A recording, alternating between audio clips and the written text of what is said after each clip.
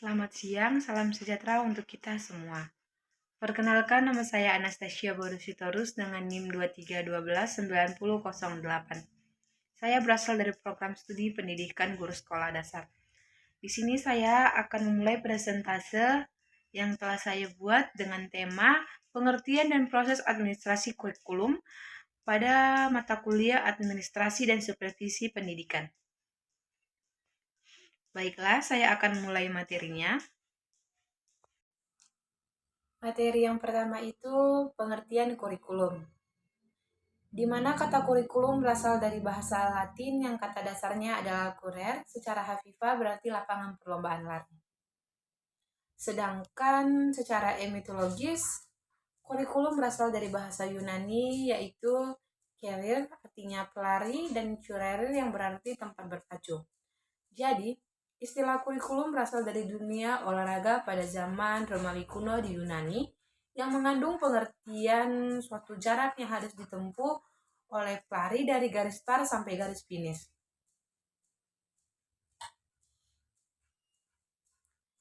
Jadi, kurikulum dapat diartikan secara sempit dan secara luas. Secara sempit, kurikulum dapat diartikan sejumlah mata pelajaran yang harus diikuti atau diambil siswa untuk dapat menamatkan pendidikannya pada lembaga pendidikan tertentu. Sedangkan secara luas, kurikulum diartikan dengan semua pengalaman belajar yang diberikan sekolah kepada siswa mengikuti pendidikan pada jenjang pendidikan tertentu. Sementara itu, dalam Undang-Undang Nomor 20 Tahun 1989 mengemukakan kurikulum adalah seperangkat rencana dan pengaturan mengenai isi dan bahan pelajaran serta cara yang digunakan sebagai pedoman dalam pelaksanaan proses belajar mengajar. Dan di dalam Peraturan Pemerintah Republik Indonesia Nomor 19 Tahun 2005 tentang Standar Nasional Pendidikan atau SNP, dinyatakan bahwa kurikulum adalah seperangkat rencana dan pengaturan mengenai tujuan, isi, bahan pelajaran, serta cara yang digunakan sebagai pedoman penyelenggara kegiatan pembelajaran untuk mencapai tujuan pendidikan tertentu.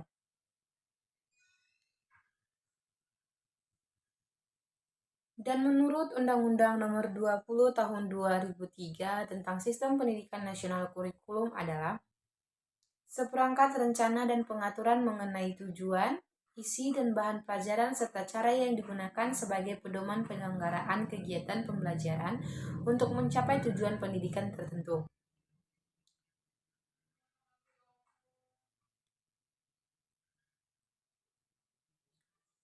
Dalam sejarah kurikulum di Indonesia seringkali melakukan perubahan kurikulum. Yang pertama itu pada tahun 1947 disebut Clear Plan atau Rencana Pembelajaran. Yang kedua pada tahun 1952 disebut Rencana Pembelajaran Terurai. Yang ketiga pada tahun 1964 disebut Rencana Pendidikan. Yang kelima pada tahun 1968 disebut Kurikulum 1968. Yang keenam pada tahun 1975 disebut Kurikulum 75. Dan pada tahun 1984 disebut Kurikulum 1984. Dan yang ke-8 pada tahun 1994 dan 1999 disebut Kurikulum 1994 dan Suplemen Kurikulum 1999. Dan pada tahun 2004 disebut Kurikulum berbasis kompetensi. Dan pada tahun 2006 disebut Kurikulum Tingkat Satuan Pendidikan. Dan pada tahun 2013 disebut Kurikulum 2013.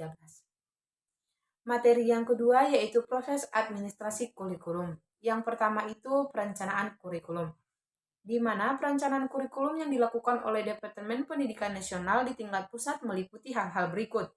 Yang pertama itu penyusunan kurikulum dan kelengkapannya terdiri dari yang pertama landasan, program dan pengembangan kurikulum, yang kedua garis-garis besar program pengajaran, dan yang ketiga pedoman pelaksanaan kurikulum.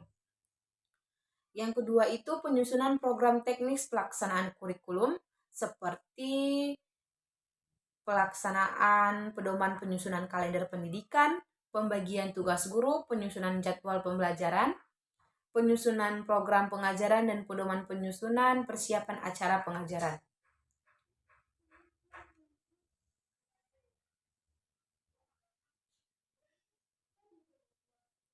Yang selanjutnya yang kedua pelaksanaan.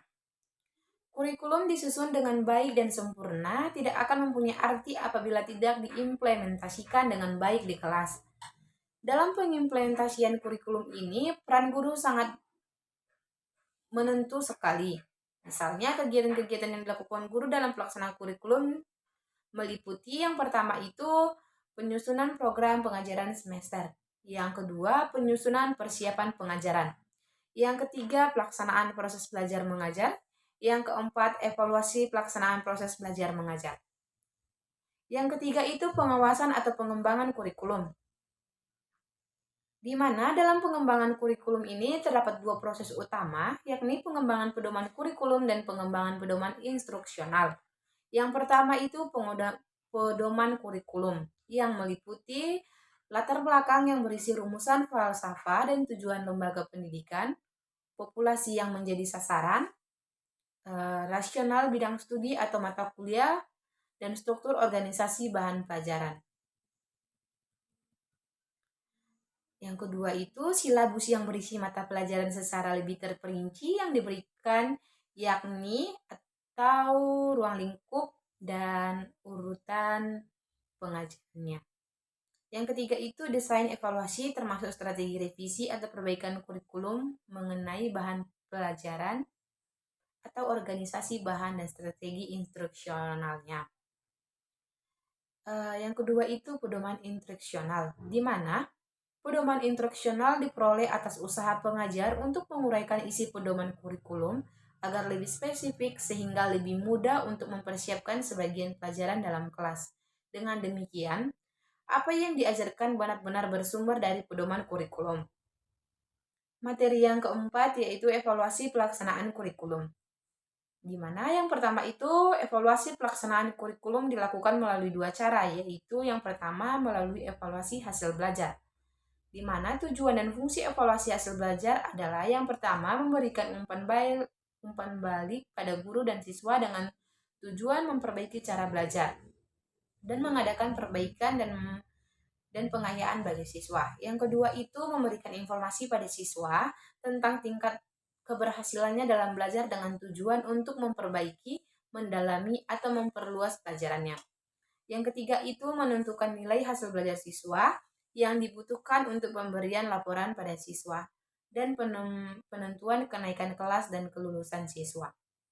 Yang kedua itu melalui evaluasi program pengajaran, di mana evaluasi program pengajaran merupakan suatu rangkaian kegiatan yang dilakukan dengan sengaja untuk melihat tingkat keberhasilan programnya serta faktor-faktor yang mendukung atau yang menghambat keberhasilan program tersebut. Dasar-dasar evaluasi kurikulum ada bermacam-macam tujuannya. Yang paling penting diantaranya itu yang pertama, mengetahui hingga manakah siswa mencapai kemajuan ke arahan tujuan yang telah ditentukan. Yang kedua itu melalui efektivitas kurikulum.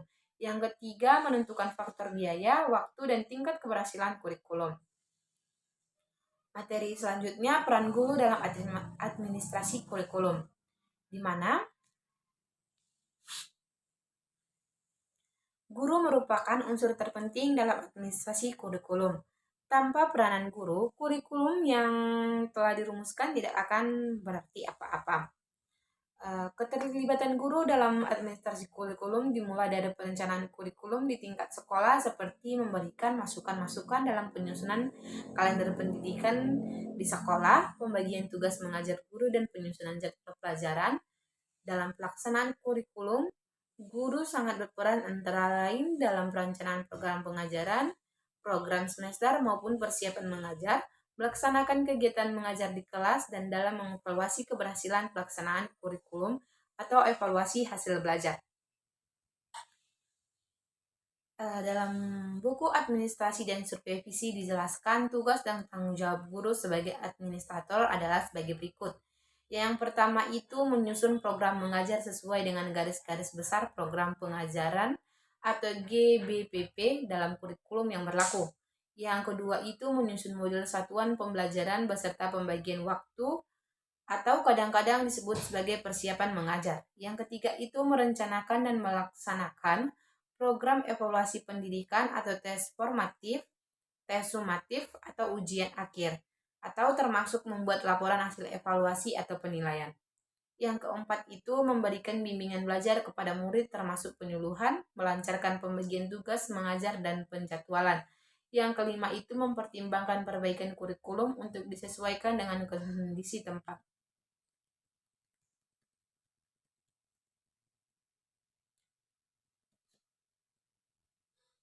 Baiklah, hanya itu yang dapat saya sampaikan. Demikianlah presentasi yang telah saya buat. Bila ada tutur kata yang salah, yang kurang berkenan di hati saudara-saudari, mohon dimaafkan. Selamat siang dan salam sejahtera untuk kita semua.